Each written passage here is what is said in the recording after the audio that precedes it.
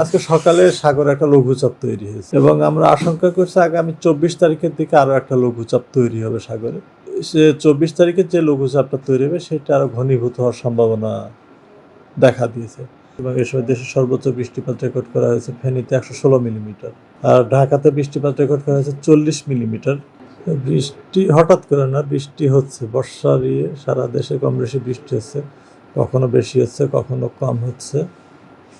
তবে যে বৃষ্টিটা এটা হয়েছে, আমরা আগে থেকে বলছিলাম দেশের দক্ষিণাঞ্চলে বৃষ্টি হবে, এবং গতকালকে এটা ফোরকাস্ট ছিল ঢাকা সহ ঢাকা, খুলনা, বরিশাল, চট্টগ্রাম এবং সিলেট বিভাগের অনেক জায়গায় এবং রাজশাহী, রংপুর এবং ময়মনসিংহ বিভাগের কিছু কিছু জায়গায় মাঝারি ধরনের ভারী থেকে ভারী বৃষ্টিপাতের সম্ভাবনা রয়েছে। এবং এর ধারাবাহিকতায় আমরা দেখলাম যে দেশের ঢাকা সহ দক্ষিণাঞ্চলে বৃষ্টিপাত হয়েছে এবং এ সময় দেশের সর্বোচ্চ বৃষ্টিপাত রেকর্ড করা হয়েছে ফেনীতে 116 মিলিমিটার, আর ঢাকাতে বৃষ্টিপাত রেকর্ড করা হয়েছে 40 মিলিমিটার, যেটা 24 ঘন্টায়। কিন্তু 24 ঘন্টা 40 মিলিমিটার বৃষ্টি হলে মূলত বৃষ্টিপাতটা হয়েছে রাত 12টার পর থেকে, এবং রাত 12টার থেকে সকাল 6টা পর্যন্ত ঢাকার বৃষ্টিপাত হয়েছে 34 মিলিমিটার, এবং ভোর 6টা থেকে সকাল 9টা পর্যন্ত হয়েছে আপনার 71 মিলিমিটার।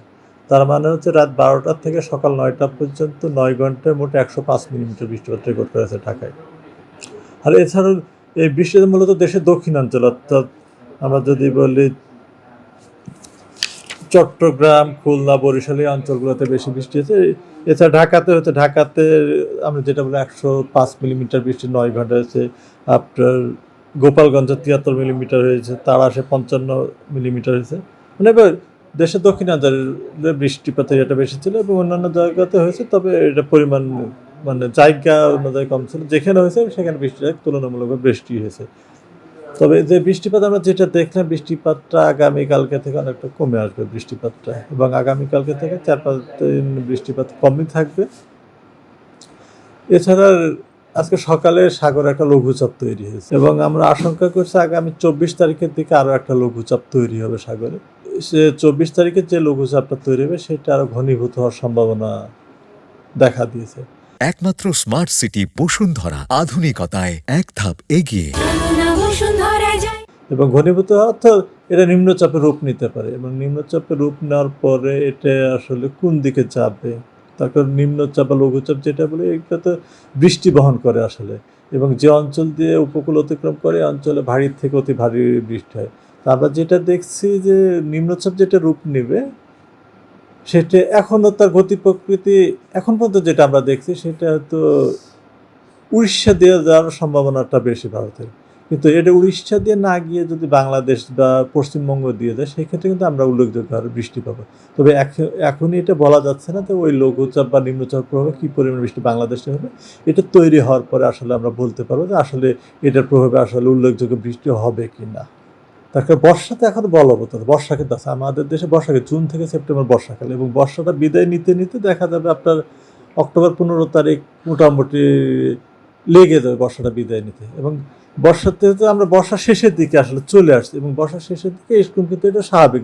দেখেন বর্ষার শুরুর দিকে মাঝে মাঝে ঠান্ডা স্টর্ম হচ্ছে, বৃষ্টি হচ্ছে, যে জায়গায় বৃষ্টি হচ্ছে বেশি বৃষ্টি হচ্ছে, অর্থাৎ ট্রানজিশনে। এটাও একটা ট্রানজিশনের মধ্যে, যেখানে বৃষ্টি হতে দেখেন থান্ডারিং হচ্ছে, বৃষ্টিপাতের পরিমাণটা কিন্তু বেশি হচ্ছে। তো এভাবে আসলে আস্তে আস্তে আমরা দেখবো যে বৃষ্টি হচ্ছে, কখনো বৃষ্টি হচ্ছে যেখানে হতে বেশি হচ্ছে বা হচ্ছে না হচ্ছে না, এইভাবে করতে হতে বর্ষাটা বিদায় নিবে আসলে আস্তে আস্তে।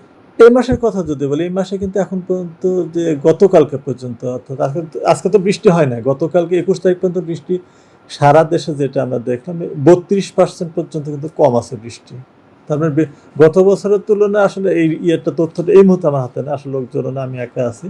তবে যেটা দেখলাম মানে বৃষ্টিপাতটা কিন্তু কম হয়েছে, এবং আমরা 14-15 তারিখ পর্যন্ত কিন্তু বৃষ্টি ছিল না, 62% পর্যন্ত বৃষ্টিপাত কম ছিল। গত কয়েকদিনের বৃষ্টি এই ঘাটতিটা পূরণ হচ্ছে। সামনের দিকে হয়তো দেখছি আমরা বৃষ্টি আরও হবে, সেক্ষেত্রে হয়তো এটা আমরা নর্মালের কাছাকাছি চলে আসতে পারে। সেটা আসলে সময়ের উপর নির্ভর করছে, নিম্নচাপটা কীরকম বৃষ্টি দিয়ে সব কিছুর উপর নির্ভর করছে।